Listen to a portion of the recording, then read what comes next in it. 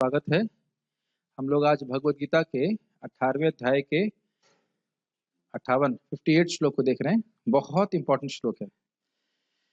हमारी सारी प्रॉब्लम का सॉल्यूशन भगवान स्वयं बता रहे हैं। तो आप जरा देखिए, मेरे पीछे बोलिए। ये ठीक करना पड़ेगा। मच्चित्तः सर्वदुर्गाणि मच्चित्तः सर्वदुर्गाणि मत्प्रसादात् तरिष्यसि मत्प्रसादात् तरिष्यसि अथ चेत्त्वमहङ्कारान् अथ चेत्त्वमहङ्कारान् न शोषयसि विनङ्क्ष्यसि न शोष्यसि न विनश्यसि। मच्चित्तः सर्वदुर्गाणि मच्चित्तः सर्वदुर्गाणि मत्प्रसादात् तरिष्यसि मत्प्रसादात् तरिष्यसि अथ चेत्त्वमहङ्कारान् अथ चेत्त्वहङ्कारान् न श्रोषयसि विनङ्क्ष्यसि न शोष्यसि विनक्ष्यसि। मच्चित्तः सर्वदुर्गाणि मच्चित्तः सर्वदुर्गाणि मत्प्रसादात् तरिष्यसि मत्प्रसादात् तरिष्यसि अथ अथ चेत्त्वमहङ्कारान् चेत्त्वहङ्कारान् न श्रोषयसि विनङ्क्ष्यसि। न शोष्यसि विनश्यसि। आवृत्ति कीजिए। मच्चित्तः सर्वदुर्गाणि मच्चित्तः सर्वदुर्गाणि मत्प्रसादात् तरिष्यसि मत्प्रसादात् तरिष्यसि अथ चेत्त्वहङ्कारान् अथ चित्तहङ्कारान् न शोष्यसि विनश्यसि। न श्रोषयसि विनङ्क्ष्यसि। भगवान हमारी सारी समस्याओं का समाधान एक ही सूत्र में बता रहे हैं। मच्चित्तः सर्वदुर्गाणि। दुर्ग समझते हैं, दुर्ग है जिला, किला भी कह सकते हैं, लेकिन यहाँ पे जेल अर्थ लेना चाहिए, या फिर कठिनाइयां। तो कह रहे हैं मच्चित्तः सर्वदुर्गाणि। इससे पहले वाले श्लोक में बोला था कि सभी प्रकार के कर्मों को करते हुए मच्चित्तम सततम भवा। तो सभी कर्मों को करते हुए मेरे में चित्त रखो, अर्थात ये समझो कि मैं कृष्ण का दास हूँ, कृष्ण की सेवा से सेवा में मुझे नियोजित किया जा रहा है और उनकी प्रसन्नता के लिए मैं कार्य कर रहा हूँ। ये बात है। तो कहे मान लो कोई प्रश्न करे तो उससे क्या फायदा होगा, क्यों ऐसा रखें, चित्त को आप में रखने से क्या फायदा होगा। तो भगवान ये श्लोक बोल रहे हैं मत चित्तः सर्व दुर्गाणि। अगर तुम चित्त को मुझ में रखते हो तो हर प्रकार की बाधा से तुम मुक्त हो जाओगे। अब हम किसी को व्यक्तिगत रूप से नहीं पूछेंगे कि क्या बाधाएं हैं, लेकिन हर व्यक्ति अपने जीवन में कोई ना कोई बाधा अनुभव कर रहा है। और सबसे बड़ी बाधा कौन सी है? गले में चेन की बाधा। आप लोग महसूस करें कि आपके गले में कोई चेन बंधी हुई है। हमारे सारी, हम नहीं, आप नहीं, मैं या हम सब लोग अनुभव करते हैं कि गले में कोई चेन बंधी हुई है। कोई स्वीकार नहीं कर रहा। यस यस, आपने बोला था इसलिए आप बोल रहे हैं तो जरूर स्वीकार करेंगे। लेकिन हम देख रहे हैं कि जब हम भक्ति करते हैं तो अब थोड़ा कृष्ण की तरफ जाने का प्रयास करते हैं, तब ये चेन और लगता है कि खींची जा रही है। तब और अनुभव होता है कि इंद्रियां हमें जो है, पहले इंद्रियों के दास बने रहते तो कोई दिक्कत नहीं है, लेकिन जब आप रेजिस्ट करना शुरू करते हैं तब महसूस होता है कि इंद्रियां कितना खींच रही हैं भोगों के, कितना ऑलरेडी पड़ी हुई हैं भोगों की तरफ। तो आप जानते हैं इसका अर्थ क्या है? गाले या बांधे। माया जो है भोग की इच्छाओं से हमको गले से बांधी हुई है। और इसका अर्थ क्या है? हम सोच रहे हैं कि भोग करके हम सुखी हो जाएंगे। ये डिफॉल्ट मोड है एक पदात्मा का। ये सबसे बड़ा कठिनाई है। तो भगवान क्या कह रहे हैं? मत चित्त। अगर उनमें चित्त रखोगे, भगवान में चित्त रखेंगे हम, तो भगवान की कृपा से मत प्रसादात् तरिष्यसि, भगवान की कृपा से हम सारे दुर्गों को पार कर जाएंगे। काम, क्रोध, लोभ, मोह, जितने भी सारे विभिन्न प्रकार की रस्सियां हैं, दुर्वासनाएं हैं, वह भगवान की कृपा से व्यक्ति तर जाएगा। ये वो श्लोक मुझे बहुत अच्छा लगता है। फॉर्मूला बड़ा स्पष्ट है कि हमें क्या करना। फॉर्मूला है भगवान के बारे में स्मरण करना, और स्मरण उन्हीं चीजों का होता है जिनको हम देखते हैं, सुनते हैं। तो भगवान के विग्रह को देखना, उनके बारे में श्रवण कीर्तन में संलग्न रहेंगे तो हम भगवान का स्मरण कर पाएंगे। सीधी सीधी बात। और अगर नहीं करेंगे तब तो देख लीजिए, अथ अथ च इति। और अगर तुम इस प्रकार से नहीं करते हो, अहंकारान। अहंकार मतलब सोचते हो कि मैं बहुत जानने वाला हूं, मैं अपना हित जानता हूं, और इस कारण से ना शोष्यसि। अगर तुम मुझको नहीं सुनते, मेरी बात नहीं सुनते हो, तो विनक्ष्यसि, तुम विनाश को प्राप्त हो जाओगे। ठीक है।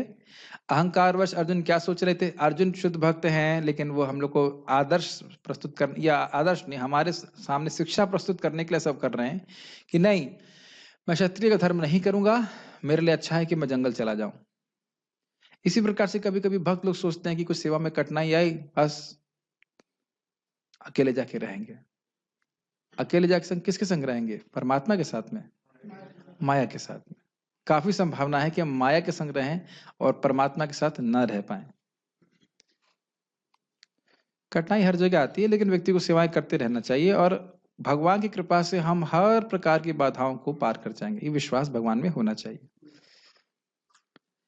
यदि तुम मुझसे भावना भावित होगे तो मेरी कृपा से तुम बद्ध जीवन के सारे अवरोधों को लांघ जाओगे। लेकिन यदि तुम मिथ्या अहंकारवश ऐसी चेतना में कर्म नहीं करोगे और मेरी बात नहीं सुनोगे तो तुम विनष्ट हो जाओगे। भगवान कितने नम्र हैं। खाली वो ये बोल रहे हैं कि तुम नहीं सुनोगे तो तुम विनष्ट हो जाओगे, और तुम्हारी चॉइस है।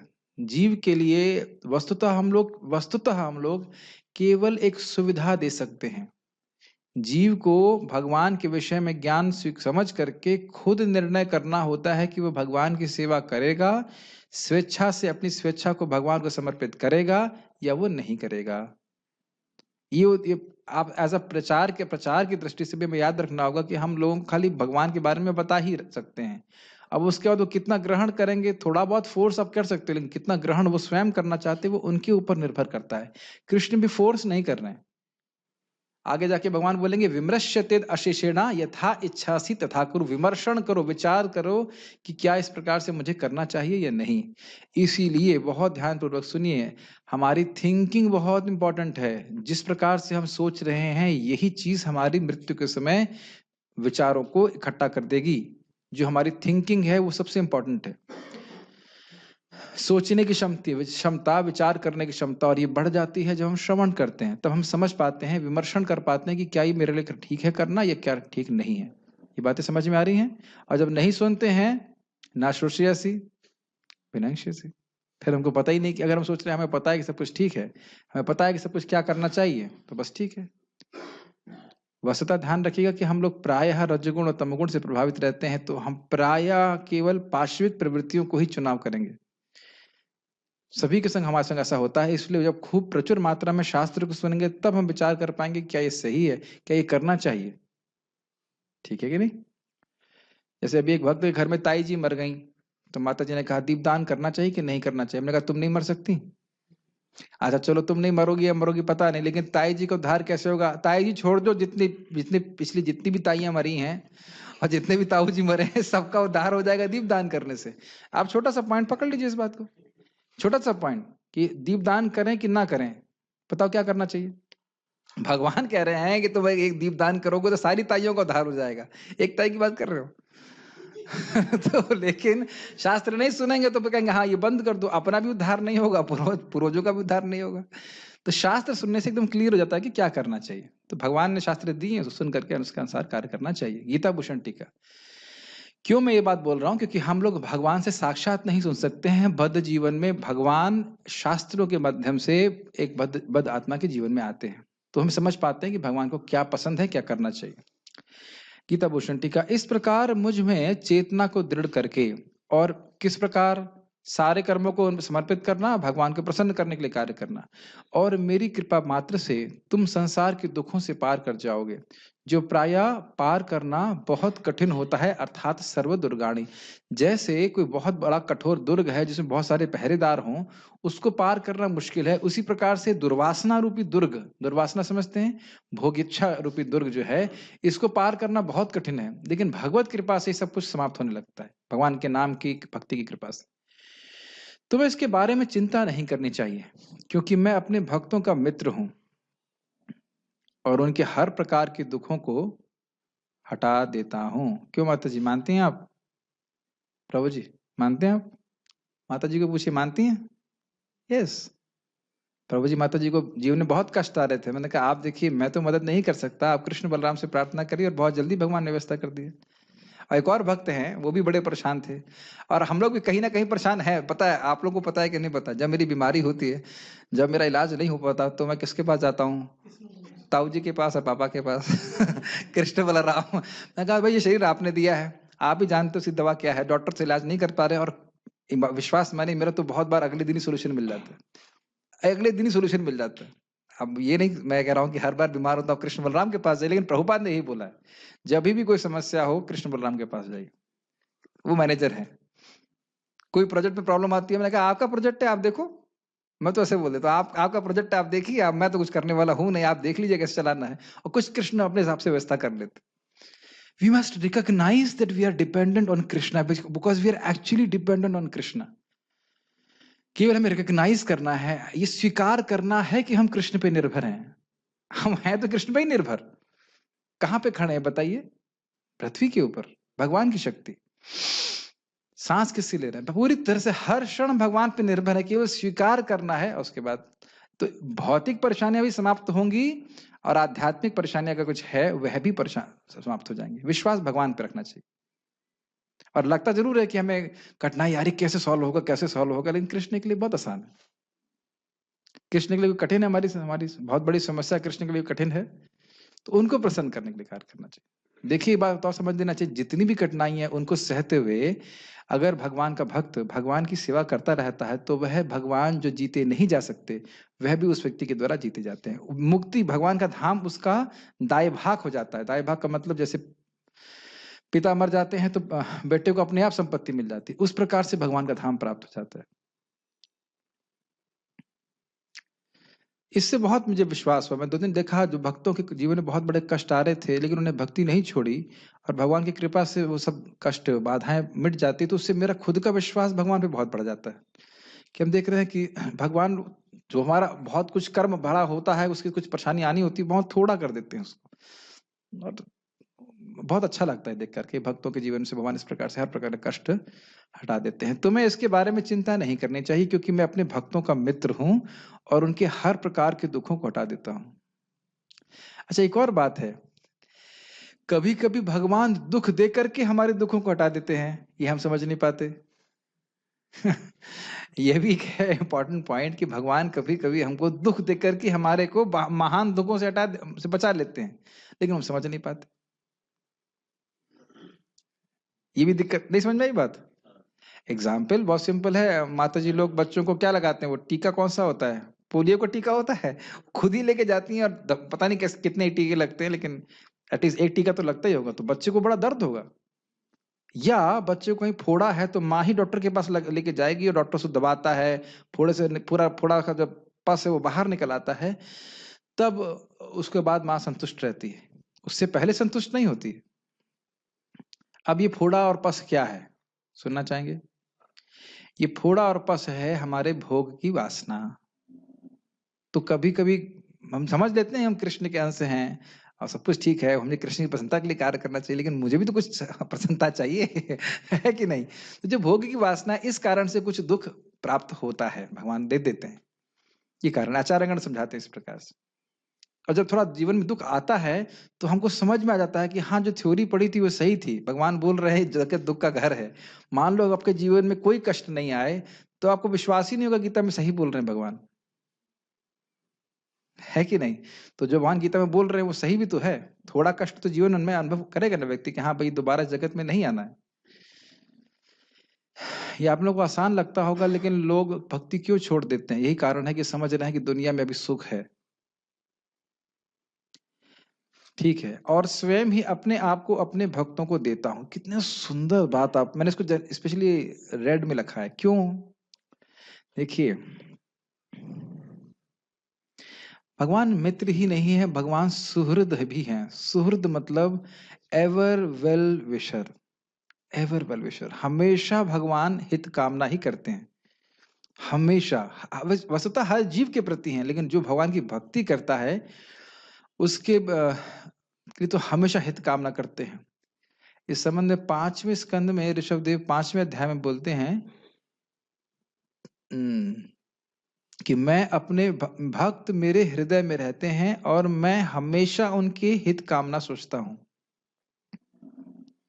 कभी आपने सोचा है उद्धव आपके बारे में कृष्ण सोच रहे हैं, क्या आपको विश्वास होता है इस बात पे? कितना स्वीट फीलिंग है ना कि कृष्ण आपके बारे में सोच रहे हैं व्यक्तिगत रूप से। हमको उस विश्वास नहीं होता, हमें लगता है हम तो इतने पतित हैं, मैं तो छोटा सा जीव हूं, मेरे बारे में क्यों सोचेंगे, लेकिन कृष्ण का प्रेम हमारे प्रति सहज है। और आप देख रहे हैं कि इतनी गलतियों के बाद भी कृष्ण जाने नहीं दे रहे हैं, है कि नहीं? अब किसी से पूछने की जरूरत तो है नहीं कि इसने भक्ति में कौन कौन सी गलतियां करी हैं। बहुत सुंदर है। इस जगत में भी गलती करता है तो भी माता पिता कहाँ बच्चे को त्यागते हैं। हम ये नहीं कह रहे हमें गलती करनी चाहिए, भगवान से अपने संबंध को थोड़ा अनुभव करने का प्रयास करना चाहिए। ये लाइन बहुत सुंदर है। किस व्यक्ति को भगवान अपने आप को देते हैं जो निष्काम भाव से कृष्ण का प्रेम प्राप्ति करने के लिए कृष्ण का भजन करता है। ये बातें आपने बहुत बार सुनी हैं, लेकिन इसको अपनी भक्ति करते समय अपने हृदय में आत्मसात करना बहुत जरूरी है कि मैं क्यों भक्ति कर रहा हूं, why I am doing that. भले ही मैं उस लक्ष्य से बहुत दूर हूं, लेकिन मुझे वो लक्ष्य दिखना जरूर चाहिए। Make sense? बहुत अच्छी बात है। और महाराज समझा रहे थे कि जो निष्काम भाव से भगवान की भक्ति करते ही रहते हैं और कुछ भौतिक नहीं मांगते, तो फिर बचा क्या भगवान के पास देने के लिए? भुक्ति चाहिए नहीं, मुक्ति चाहिए नहीं, तो अब क्या भगवान को देना तो पड़ेगा, क्योंकि भगवान की भक्ति तो अमोघ है, उसका फल तो आना ही है। तो भगवान अपने को देते हैं, तो अपने को देने का अर्थ क्या है? अपना जो स्वरूप का सुख है, भक्ति का सुख है, वह भक्त के हृदय में प्रकट कराते हैं। समझ में आ रहा है अपने को देने का मतलब? कृष्ण उस भक्त के प्रेम के बंधन से उसके हृदय में बंध जाते हैं। धौतात्मा पुरुषा पादम एकम न मुंचति। जिस भक्त का हृदय शुद्ध हो गया है, उसके हृदय से भगवान एक मिनट, एक क्षण के लिए भी नहीं जाते। तो ये सब बातें श्रीमद् भागवत सुन करके हमें अपनी लालसा को जागृत करना चाहिए। Make sense? And it is possible for everybody. ये सभी के लिए संभव है, केवल इस अवेयरनेस को डेवलप करना है हमको, किस लिए भक्ति कर रहे हैं। तो इस प्रकार से परिनिष्ठ भक्तों के लिए साधन और साध्य भक्ति का वर्णन यहाँ पर हुआ। परिनिष्ठ मतलब जिसका विश्वास शुद्ध भक्ति पे है, वर्णाश्रम के नियमों का वो जितना यथोचित पालन कर सकता है वो करता है, लेकिन उसका विश्वास यही है कि मैं भक्ति कर रहा हूं ताकि भगवान के चरणों में प्रेम की प्राप्ति हो। यदि तुम नहीं सुनते हो जो मैंने अभी कहा है, क्योंकि यह सोचते हुए कि तुम्हें पता है कि क्या करना चाहिए और क्या नहीं करना चाहिए, अर्थात अहंकारात, तो तुम अपने लक्ष्य से भ्रष्ट हो जाओगे, अर्थात विलक्ष्यसि। क्या ये हम सबकी प्रॉब्लम नहीं है? बद्धात्मा की एक बड़ी प्रॉब्लम है कि वो जानता है कि वो जानता है, नहीं सॉरी, वो सोचता है कि वो जानता है। He thinks he knows what is good for him. ये बहुत बड़ी बीमारी है हम सबकी। जैसे जैसे हम भक्ति में आगे बढ़ते हैं तो हमको शिक्षा सुनना बहुत अच्छा लग जाएगा। समझते हैं? वेन एवर देर इज शिक्षा कि हमें क्या करना चाहिए, यह सुनने की बहुत इच्छा होने लगती है, बड़ा अच्छा लगता है। पता नहीं आप लोगों को पता नहीं कैसा लगता है, लेकिन मुझे तो व्यक्तिगत रूप से मुझे बहुत अच्छा लगता है। सनत कुमार की शिक्षा, सनातन शिक्षा, रूप शिक्षा, बहुत सारी शिक्षा, भगवत गीता तो पूरी शिक्षा ही शिक्षा है। क्यों? क्योंकि सारा गेम एटीट्यूड का है। आप जानते हो भक्ति में सारा बात भावना का है। भावना से मेरा मतलब है किस मनोभावना से मैं भक्ति कर रहा हूं। आज भक्तों को बता रहा था मैं इसमें, sincerity of purpose, seriousness of efforts. ये बात समझ में आ रहा है? सिंसियरिटी ऑफ पर्पस मतलब निष्कपट भावना से भगवान की सेवा कर रहे हैं और गंभीरता से भगवान की सेवा कर रहे हैं। जो भी हम भक्ति का अंक अनुशीलन कर रहे हैं उसमें बड़े गंभीर होकर के हम, जैसे जप करना या भागवत सुनना या गीता पढ़ना या जो भी सेवा करना, ये दो चीजें बहुत महत्वपूर्ण है भगवान की भक्ति में। तो इस प्रकार से अगर हम करते हैं और भगवान की बात सुनते हैं, तो जितनी भी न्यूनता है हमारे जीवन में कि हम सोच रहे हैं हम ये नहीं कर पा रहे हैं, वो नहीं कर पा रहे हैं, तो भगवान की कृपा से वह पूर्ण हो जाएगी। क्या मैं बात समझा पा रहा हूँ या कंफ्यूजन हो रहा है? ये ध्यान रखना चाहिए कि जैसे हम लोग कहते हैं नाम में जप में मन नहीं लग रहा है, मन हम अपनी शक्ति से लगा नहीं सकते। भूल जाइए इस बात को कि आप लगा सकते हो, बिल्कुल भूल जाइए। मन हमारी शक्ति नहीं है जो हम उसे कंट्रोल कर लें।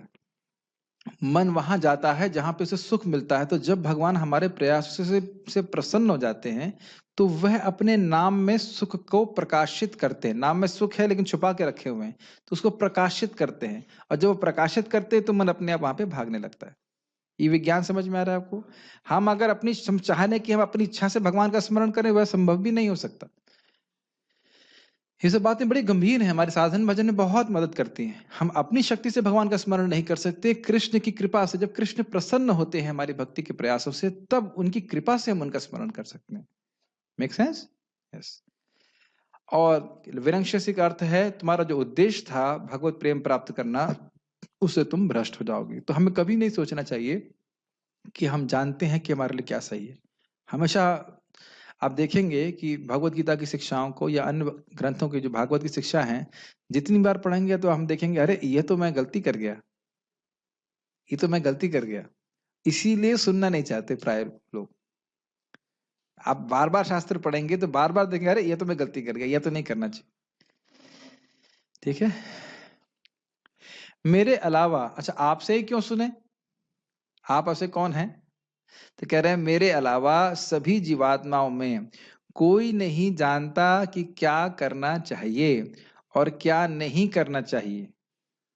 आप देखें ना कि श्लोक में क्या लिखा हुआ था। श्लोक में लिखा हुआ था कि यदि तुम अगर तुम मुझको नहीं सुनते हो, मेरी बात नहीं सुनते हो, तो तुम नष्ट हो जाओगे। तो इतने महान हैं आप, स्वाभाविक सी बात है भगवान महान हैं, क्योंकि वास्तविक रूप से क्या स्थिति है वह केवल भगवान जानते हैं। तो इसलिए कह रहे हैं कि मेरे अलावा जीव का हित किस चीज से होगा वह और कोई नहीं जानता। और जब भगवान, बहुत ध्यानपूर्वक सुनिए, जब भगवान हमारे हित के लिए कुछ बोल रहे हैं, तो उसका जब हम पालन करते हैं तो वह साधन अमोघ होता है। मैं पहले भी बोल चुका हूं लेकिन फिर रिपीट कर रहा हूं। जब भगवान आपको कोई उपाय बताए और कहा कि ये करो, तो अब उसको दुनिया की कोई ताकत नहीं काट सकती, अगर हम उसका आश्रय लेते हैं, उस शिक्षा का आश्रय लेते हैं। मेरी बातें आप समझ में आ रही हैं आपको? भगवान ने बोला है मन मना, अभी बोलेंगे ही, मन मना भव मत भक्त। तो इसका अभ्यास जो कर रहा है, मेरे को प्रणाम कर रहा है, जैसा जैसा भगवान बोल रहे हैं, मत कर्म कृन मत परमो, मेरे लिए कर्म करो, मुझे जीवन का लक्ष्य बनाओ, दूसरे से द्वेष मत करो। तो जो व्यक्ति भगवान की शिक्षा का पालन कर रहा है, उसे भगवान की कृपा प्राप्त हो रही है, बीच में माया नहीं आ सकती। जैसे महाप्रभु बोल रहे हैं कि त्रिणादपि सुनिच भाव में हरि नाम करो, कोई नहीं रोक सकता ऐसे भक्त को प्रगति करने से। ये बहुत अद्भुत बात है, दुनिया की कोई ताकत नहीं रोक सकती, क्योंकि भगवान का आश्रय उसको प्राप्त है। बट हमें भगवान की शिक्षा यथावत प्रस्तुत प्राप्त करनी होगी, और भले ही उसमें बाह्य रूप से कठिनाई आती हुई महसूस हो। समझ रहे हैं? जैसे कि देवता लोगों ने समुद्र मंथन किसके लिए किया था? अमृत प्राप्त करने के लिए, लेकिन सबसे पहले क्या निकला? विष। ये बात बार बार हमारे जीवन में आएगी कि हम तो हरे कृष्णा कर रहे थे, हम सोच रहे थे सब दुनिया में बढ़िया चलेगा, सब कुछ घर में सब कुछ बढ़िया चलेगा, लेकिन हम बुखार ही कैसे आ गया हमको, जुकाम छींक कैसे आ गया हमको। कहने का अर्थ है छोटी मोटी परेशानी तो आएगी, ऐसा थे ना कि अब छींक भी नहीं आएगी, बुखार भी नहीं आएगा। ऐसा नहीं होता है, ये गलत भावना है। लेकिन सब कुछ करते हुए अगर भगवान की भक्ति करते हैं, आप सोचिए सब कुछ खराब था जीवन में, आपको अंत में भगवत प्राप्ति होगी, कोई दिक्कत है? बहुत परेशानी थी जीवन में, सारी परेशानियां थी, अंत में भगवान की प्राप्ति हो गई, वैकुंठ से विमान आ गया, कोई दिक्कत? कोई दिक्कत है? आप कहेंगे नहीं नहीं, अभी पहले मैं नेक्स्ट जीवन अच्छा वाला बिताऊंगा, तब आप आइएगा, तब जाऊंगा। ऐसा तो नहीं है। आप अगर वो पिक्चर देखेंगे तुकाराम वाली, उसमें तो पत्नी उसकी इतना परेशान करती थी, तुकाराम जी की इतना परेशान करती थी। अंत तो क्या है, वो मस्त है, अपने वैकुंठ आए से विमान आया, चले गए। और ये वैकुंठ का विमान का टिकट प्रभुपाद बिल्कुल फ्री दे रहे हैं, 16 माला का, जब कम से कम 4 नियमों का पालन, भगवान की प्राप्ति। ठीक है कि नहीं? मैं याद दिलाता रहता हूँ, कहीं भूल ना जाए लोग बाग। ठीक है, हर लेक्चर में एक बार ही बोलना जरूरी है। कोई व्यक्ति कोई भी लेक्चर सुने, कम से कम ये मालूम चल जाए कि टिकट क्या है भगवान के धाम जाने का, है कि नहीं? मैं ही जानता हूं कि परम कल्याण किस में होता है। बहुत सुंदर, नाम संकीर्तन ऐ परम उपाय। कि हम लोग क्या बोलते हैं रोज? परम विजयते श्री कृष्णा संकीर्तनम, परम श्रेष्ठ विजय, 3 सुपरलेटिव्स हैं। जय, जयते सिंह होता, जय बोल देते तो ठीक है, संकीर्तन की जय होती है। विजय मतलब विशेष जय होती है। फिर परम विजयते बोल रहे हैं, मतलब 3 बार एडजेक्टिव लगा दिया कि हरि नाम को हराया नहीं जा सकता, क्योंकि स्वयं भगवान है वो। कौन हराएगा बताइए उसको? हरे कृष्ण मंत्र को कोई भी माया की ताकत नहीं हरा सकती। हाँ, ये जरूर हो सकता है कि हम भक्तों के प्रति अपराध कर दें तो थोड़ा सा दिक्कत हो, तो उससे बच जाए व्यक्ति, बचे, भक्तों के प्रति अपराध ना हो, तो बस हरि नाम से ही सारा पार हो जाएगा। तात्पर्य प्रभुपाद जी का, पूर्ण कृष्ण भावना भावित व्यक्ति अपने अस्तित्व के लिए कर्तव्य करने के विषय में आवश्यकता से अधिक उद्विग्न नहीं रहता। कितनी सुंदर लाइन है। एक भक्त पूछ रहे थे कि मैं डॉक्टर हूं और मुझे विदेश जाने के लिए प्रयास करना चाहिए, क्या ये मोह है? मैंने कहा यस। फिर उनको समझ में आ गया, क्या घर में सामान्य जीवन जीना चाहिए ना? यस। प्रॉब्लम ये है कि हम सोच रहे हैं हमारे पास बहुत समय बाकी है। अरे कुछ भी नहीं है। जो ये तथाकथित भौतिक भोग हैं, इससे कुछ नहीं मिलता है, इससे कोई संतुष्टि प्राप्त नहीं होती। क्यों मेहनत लोग कर रहे हैं फालतू में? तो यही प्रभुपाद बोल रहे हैं कि मुख्य उद्देश्य उसका क्या है? वह भगवान के धाम जाने के प्रति अपना समय अधिक से अधिक बचा लेता है, कि मैं अधिक से अधिक भक्ति कर सकूं, और बाकी ये सारे जो इल्यूजरी स्वाप्निक क्रियाएं हैं उनको मैं कम कर दूं। मेरी हिंदी समझ में आई आपको? स्वाप्निक क्रियाएं मतलब स्वप्नवत, जो सपने में की जाती क्रियाएं, उनको कम से कम करूं ताकि मुझे अधिक से अधिक भक्ति में के लिए समय मिल सके। ये बात प्रभुपाद कह रहे हैं। बहुत बहुत अधिक उद्विग्न नहीं रहता। जो मूर्ख है वह समस्त चिंताओं से मुक्त कैसे रहे, इस बात को वह समझ नहीं सकता। ये क्या बोले प्रभुपाद? जो मूर्ख है वह, हाँ वह समस्त चिंताओं से मुक्त कैसे रहे, इस बात को वह समझ नहीं सकता। अपनी तो चिंता होती ही है, वो बच्चे के बच्चे कैसे रहेंगे, उनका कैसे पालन होगा, उसके बारे में भी चिंता होती है। मैंने देखा था कि वृद्ध व्यक्ति मर रहे थे और अपने लड़के के बारे में सोच रहे, उसका कैसे चलेगा, घर में हल्दी है कि नहीं। अरे भाई, या प्रभुपाद जी कहते हैं कोई मर रहा होता है तो बोलता है, बेटा अपनी माँ का ध्यान रखना, मैं तो जा रहा हूँ। और उससे पूछो, बेटा तुम कहाँ जा रहे हो? तो उसके बारे में उसे कोई जानकारी नहीं है। तो यहाँ पे हम देख रहे हैं कि लोग व्यर्थ की चिंता करते हैं। और अद्भुत बात यह है कि पिछले जन्म में जो चिंताएं थी उनकी चिंता बिल्कुल नहीं है। मेरी बात समझ में आई?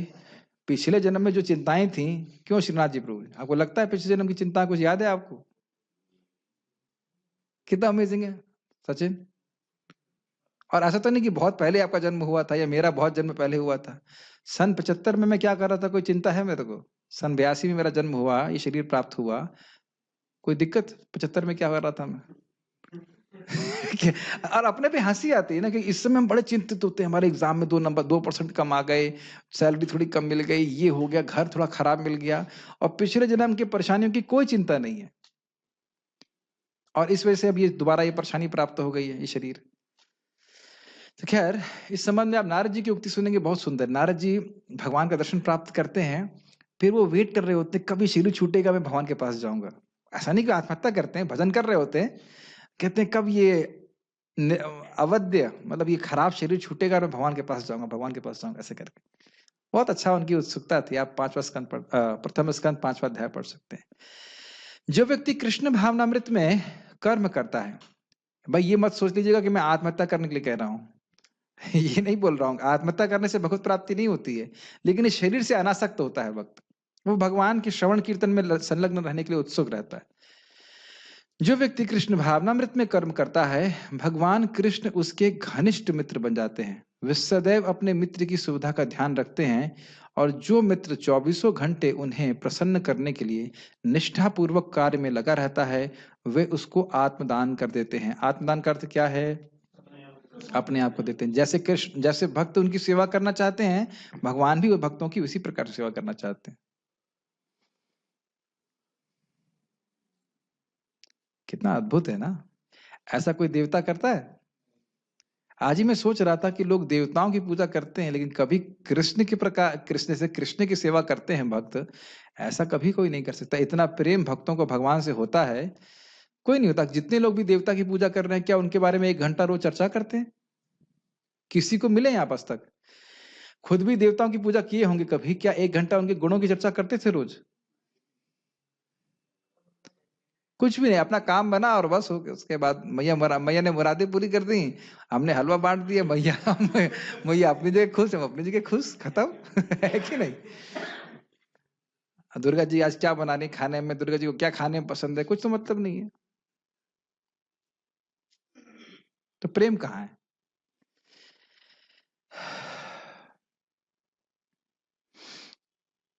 कितनी सुंदर बात है कि हमें अपने वास्तविकता मालूम चल गई है। इस पे कभी हम विचार नहीं करते कि हम लोग हैं कौन। ये मालूम भी चल गया है और हम उस पथ पे हैं, ये कितना बड़ा भाग्य है। अतएव किसी को देहात्म बुद्धि के मिथ्या अहंकार में नहीं बहना चाहिए। मतलब ताई जी मरे या ना मरे, हमको दीपदान करना है, हमें जप करना है, भगवान की सेवा करनी है। समझ रहे ना मेरी बात? ताई मरे, ताऊ मरे, सब मर जाए, उसे कोई मतलब नहीं, हमें भगवान की भक्ति करनी है। हम तो पिताजी को अग्नि दे के आए थे सुबह के समय, शाम को आगे दीपदान के, काम खत्म। अब पिताजी के बेटे थोड़े ना है, पिताजी के बेटे हैं हम लोग, पिताजी माता जी के बेटे हैं। पिताजी हैं और राधा रानी कृष्ण है, खत्म। अगर और उससे फायदा किसका हुआ बताइए? पिताजी को दोपहर में हम जला करके आए शरीर को, और शाम को दीपदान किया, किसका फायदा हुआ? पिताजी का फायदा हुआ, खत्म। हम अगर भक्ति कर रहे हैं तो उससे सारे परिवार वालों का फायदा होता है। हम कोई विरोध नहीं जा रहे उनके। आप जानते हो भागवतम में इस बात का प्रमाण है। ये लोग सोचते हैं कि माँ बेटा अगर या बेटी भगवान का भजन कर रहा है तो हमारे माता पिता को नेग्लेक्ट कर रहा है ना, उनके परम कल्याण के लिए कार्य कर रहा है। हर व्यक्ति, वो माता पिता भी भक्ति करे तो वो भी बहुत अच्छी बात।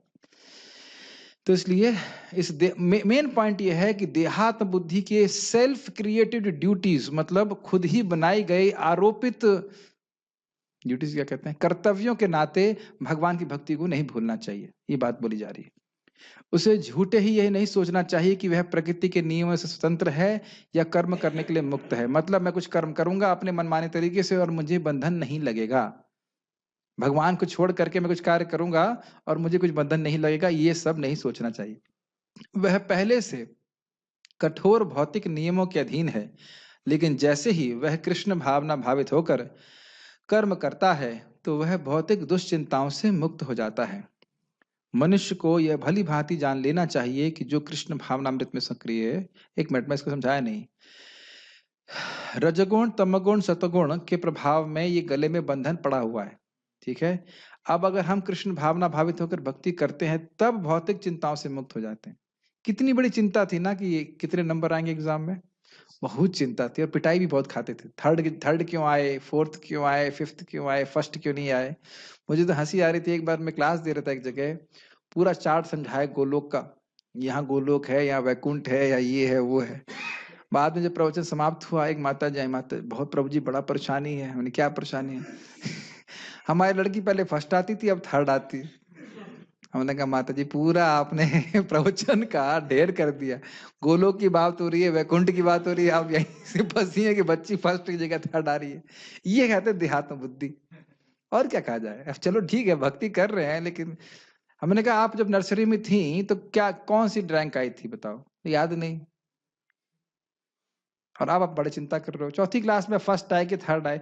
मैं एग्जाम्पल इसलिए लौकिक दे रहा हूं कि हम लौकिक चीजों के प्रति कितनी चिंता करते हैं, लेकिन ultimate compassion is to deliver oneself. अपनी चिंता होनी चाहिए। चिंता मतलब मेरा भजन साधन ठीक हो रहा है कि नहीं, मैं भगवान के धाम जाने के लिए पर्याप्त प्रयास कर रहा हूँ कि नहीं, मेरी गाड़ी की स्पीड सही है कि नहीं, स्लो तो नहीं हो रही है। इस चीज पे विचार करते रहना चाहिए। टाइम से पहुंच जाऊंगा कि नहीं, इससे पहले कि रात होगी कि पहुंच जाऊंगा कि नहीं। समझ रहे हैं सब बातों का अर्थ? यस। मनुष्य को यह भली भांति जान लेना चाहिए कि जो कृष्ण भावनामृत में सक्रिय नहीं है वह जन्म मृत्यु रूपी सागर के भंवर में पड़कर अपना विनाश कर रहा है। कितना सुंदर बात है, बाप रे। इससे भक्त लोग कितने सुंदर सुंदर रिफ्लेक्शन देते हैं कि कैसे कोई हमारे कोई व्यक्ति भक्ति में आएगा, वो कितना असंभव है। प्राय वो ऐसा है कि मान लीजिए कोई मछली है, कोई एग्जाम्पल देते हैं, मछली है, वो पानी में डूब रही थी, ये पानी में तैर रही है, वो ऊपर आती है और ऊपर से कोई व्यक्ति कुछ कुछ तो ऐसा करता है। मतलब बहुत असंभव है, प्रैक्टिकली असंभव है किसी जीव के लिए प्रामाणिक भक्तों के संग में आना। और ये बहुत मुझे दुख होता है कि भक्त इस बात को समझ नहीं पाते, प्राय लोग नहीं समझ पाते। कितना कितना नेक्स्ट टू इम्पॉसिबल है। ब्रह्मांड भ्रमिते कोनो भाग्यवान जीव। कोई विचार किए इस पे चानो प्रभु? विचार किए कभी? ब्रह्मांड भ्रमित का मतलब आज जाकर के क्लास के बाद जरा बाहर देखिए कितने तारे हैं एक ब्रह्मांड में, उसमें कितने ग्रह हैं, उसमें कितने शुद्ध भक्त होंगे। ऐसा नहीं कि हर प्लेनेट पे शुद्ध भक्त होंगे, मत सोचिएगा सर। और फिर कितने ब्रह्मांड हैं, और उसमें भी हम लोग को चॉइस मतलब चांस मिला है हरे कृष्ण मंत्र करने का। दुख की बात है कि लोग समझ नहीं पाते इसको।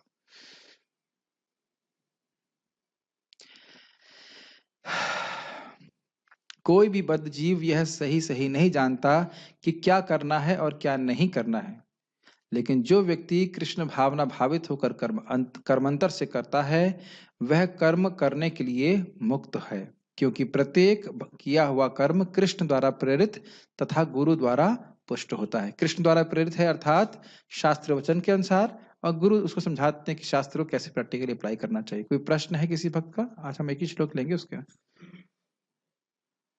गोलोक और वैकुंठ चार्ट हमें भी समझना है, समझा दूंगा। जब आप फर्स्ट नहीं थर्ड से फर्स्ट आएंगे तो समझा दूंगा। अभी तो नहीं है, अभी इसके लिए अलग से क्लास करेंगे। और कोई प्रश्न है? नहीं, यहाँ पे नहीं है। यूट्यूब पे तो कैसे लाइव नहीं कर रहे हैं, नहीं कर रहे हैं। ठीक है, तो यहाँ रुकते हैं। और हमने आज एक चीज ये सीखी कि अपने चित्त को भगवान में लगाएंगे तो हर प्रकार की कठिनाई से मुक्त हो जाएंगे, है ना। एक बात ध्यान रखिएगा कि एक वैद्य जो जानता है कि बीमारी का सोल्यूशन क्या है, वह दवाई को चेंज नहीं करता। तो महाप्रभुपाद ने हरे कृष्ण मंत्र दिया है, महाप्रभु ने दिया है, उसी को करते रहें, भक्तों की सेवा करते रहेंगे, धीरे धीरे देखेंगे सब कठिनाइयों से हम पार हो जाएंगे। वास्तविक कठिनाई शारीरिक नहीं है, वास्तविक कठिनाई है भोग की वासना, वो सब समाप्त हो जाएगा। ठीक है, चलिए स्टॉप हियर। श्रीमद् भगवद गीता की जय, श्रील प्रभुपाद की जय।